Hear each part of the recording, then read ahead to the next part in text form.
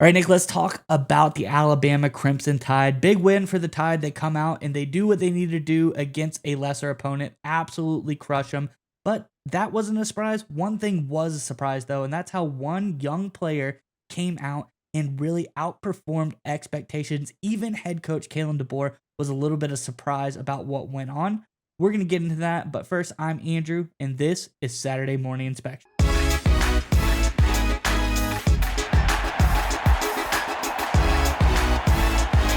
And as I alluded to, one Alabama player really came out, defied expectations, kind of surprised people a little bit, and that was none other than freshman wide receiver Ryan Williams. Let's get into the article and talk about this incredible performance. This over on The Athletic says Ryan Williams was one of the stars in Alabama's 63-0 season opening win over Western Kentucky on Saturday. His initial touchdown, an 84-yarder, was followed by his second catch when he broke a few tackles for another score, this one from 55 yards. He finished with 2 catches, 139 yards, and 2 touchdowns. Incredible stat line there. Coach Kalen DeBoer said, he's something I don't think I've ever seen when it comes to Alabama. Skipping a grade, going to college, and performing as he has, it doesn't seem like the game's too fast for him, DeBoer said. It's impressive that a guy his age can go out there and do the things he's doing.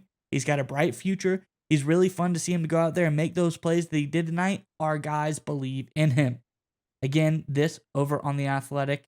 Curious what your thoughts are on this, Nick. But before we get to you, Alabama fans, in the comment section below, I think this was a great performance. I think Ryan Williams' performance was very surprising. So don't use him. But let us know when you watched the game this weekend, what were your thoughts? Who surprised you? Is defense, is offense, is one player in particular? Who do you think put on a surprising performance in this big win over Western Kentucky? And let us know in the comment section below. But Nick, what were your thoughts on Ryan Williams' surprising performance? So I think first and foremost, right, there's a great Bill Parcells quote every time there was a rookie. Bill Parcells, a longtime Hall of Fame NFL head coach, for those of you who aren't familiar.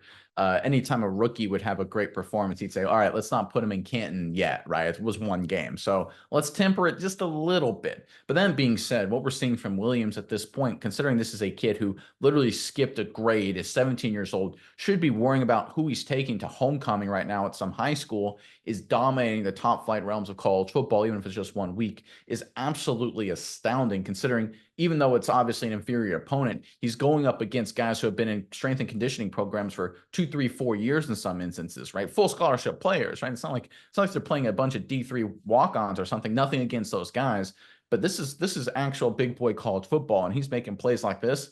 That's pretty, I mean, it's ridiculous. It's almost unheard of. In fact, ESPN analyst, former player himself, Booger McFarland, posted this on X. He said, Ryan Williams, Alabama receiver, supposed to be in high school, reclassified in at 17 years old, has 2 receptions, 144 yards, and 2 touchdowns in the first half. My God, right? That's what Booger McFarland posted on X. And I think that's basically the reaction to everyone looking at Alabama right now. My God. And here's where I'm taking from this. Williams, special prospect, undeniably so. Not taking anything away from him.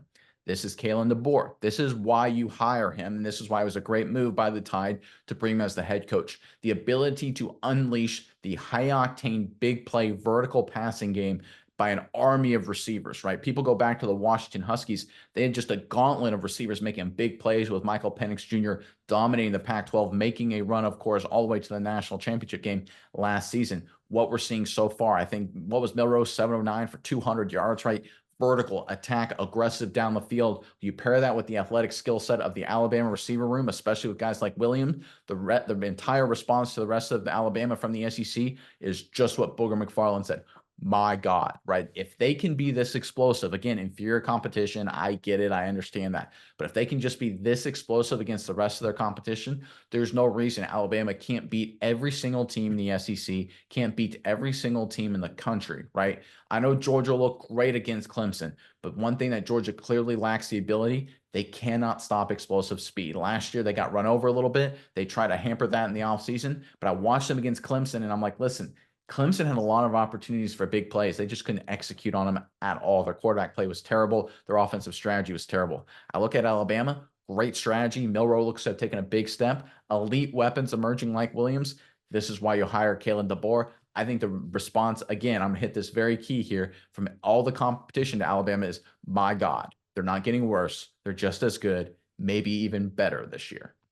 Yeah, Nick, and when you look at the passing attack by Alabama, I think that was the most impressive thing. Like you said, this is an explosive offense. They threw the ball 18 times. I mean, 3 of those went for touchdown.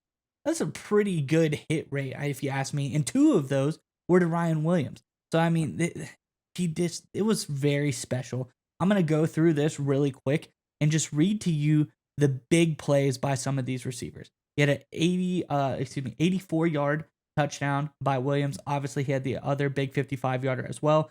He had a 20-yard catch and run by Kobe Prentice, a 15-yard catch and run by Caleb Odom, a 22-yard touchdown by Kendrick Law, then again a 17-yard catch and run by Jeremy Bernard. Just explosive, almost 20-plus yard plays by so many different guys.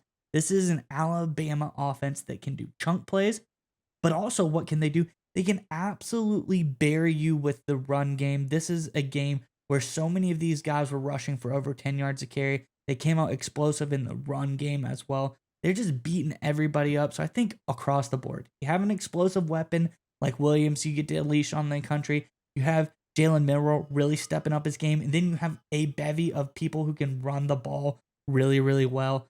I think this offense, it's scary. I don't want to see what they're going to do, some SEC competition. I think it's going to surprise a whole lot of people because I think this is a completely new Alabama team under Kalen DeBoer that's going to play football very differently than they have before.